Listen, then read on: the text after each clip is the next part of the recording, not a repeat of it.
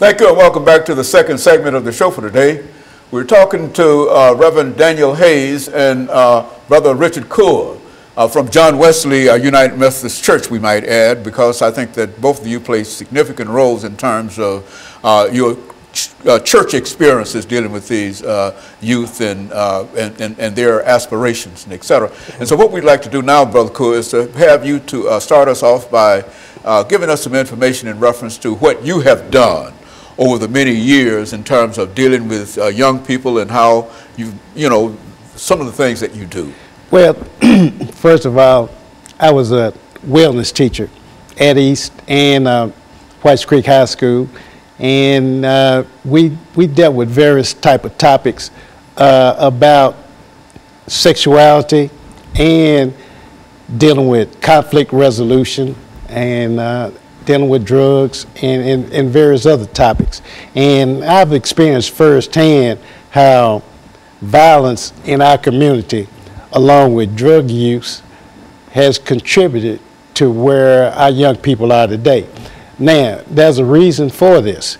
Most of our students were on the low end of the socio-economical level, and a lot of times, money can put people at ease, and lack of money will want people to go out and do things illegally in order to feel good about themselves. And this is one thing that I try to teach, is that we have to be productive citizens that will contribute to society, give back to society, and not just go out there and break laws, and even though you may disagree with some of the laws, but there's certain rules and regulations, excuse me, that we have to live by.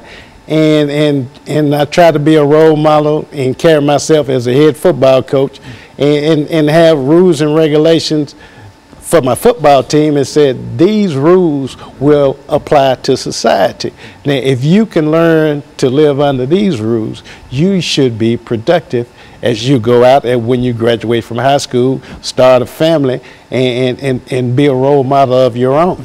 Mm-hmm. And so they need some kind of guidance, or somebody to lay down some rules and regulations, and you find that you can do that best within the coaching kind of situation. Yeah, definitely need guidance. And I always tell this story.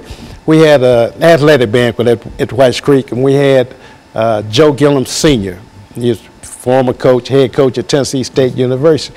And he came to speak with us, and he told us that we need more men to be role models to our sons. He said women or mothers raise their daughters to be like them. They take them shopping, they teach them how to cook and do various other things. And you don't see our fathers out with the sons in the community, in the mall or going to some type of event, taking part with their sons and showing them how to be responsible, showing them that, it's okay to act this certain way. You don't have to act like your friends down the street. And so we need more men to be the role models for our youth today. Mm-hmm. And Reverend Hayes, I understand that you've had an extensive coaching career. Not only are you involved in the ministry, but you consider yourself a coach, right, in a real sense. And so what, in terms of meeting those challenges, what do you do in terms of talking to young people? Well, one of the things that during my time that I was a Little League coach, baseball and football coach, I was very strict. Mm-hmm. Had a lot of rules, as Coach Coure was saying, had a lot of rules, and my players had to walk by my rules. Also, I had a relationship with the parents, and a lot of parents, if the kids would miss school because I did a lot of coaching, most of my boys came from, at that time, either Preston Taylor or John Henry Hale. And if their parents had any problems with them, they would always call me. And I was able to set a lot of them straight, and a lot of them are doing a lot of good today. And so I think, as Coach said, that we have to stand up and take more of a role in our young men and young women's lives so they can be the people that we want them to be, but not just us, but that God wants them to be. And so that means we have to be tough sometimes. And we have to have some rules and some regulations to say, this is what we expect of you. And that's what I did in coaching. I expect to win. I mean, Coach RCoure was one of the greatest football coaches in high school. And so in Little League, I felt I was a great coach. And I was good because I didn't believe in losing. But at the same time, I believed in pushing those kids to be the best that they could be. And so in a real sense, they live by example. I mean, if they can see a good example, then they are more than likely to follow it. Is that what we're saying? Yes, most definitely. You have to have a role model that people look up to. And on the way over here, I was just thinking about sometimes we look at the wrong role models, and I look at a guy like Puff Daddy, whatever his name. You see, when he goes out into the business world, he has a shirt and tie and a suit on, even though, you know, he may put out various other type music. But you see, in order to him to be successful, he have to be a certain way. We can't live in a bubble or a vacuum. You know, we have to reach out to various aspects of our community. You just can't live here and expect you carry yourself a certain way.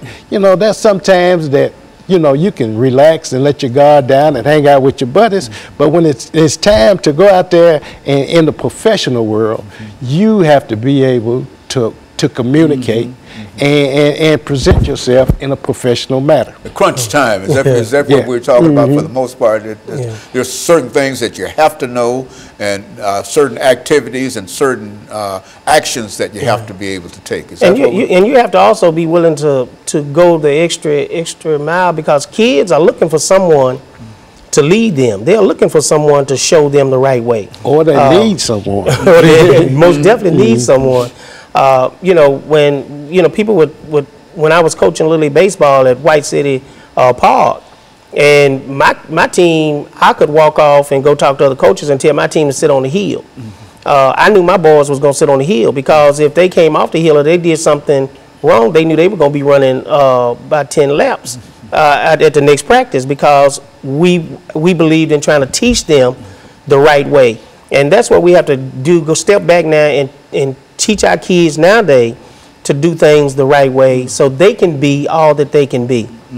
And if we don't do it, then we're going to continue to lose our kids.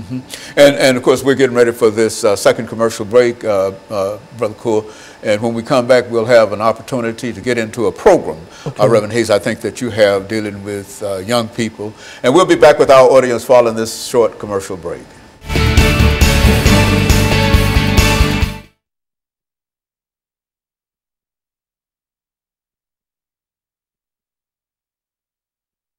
What young gentlemen, and this is a 10-minute segment, so you take about 3 or 4 minutes to talk about that program itself, about how, you know, its conception and et cetera. And then you sort of buy into that, because you also operated with this program and et cetera, sort of feed into what he has to say. And we'll sort of do that for the next 10 minutes. But this is your show, dealing with your particular program and how you want people to respond to that. If you want somebody, you know, people in the congregations or the greater community, et cetera, to become involved in it, you know, lay out some information as to how they might be, you know, get in touch with you and that kind of thing. And so I think that we'll do that. And so this is the young gentleman part of the program.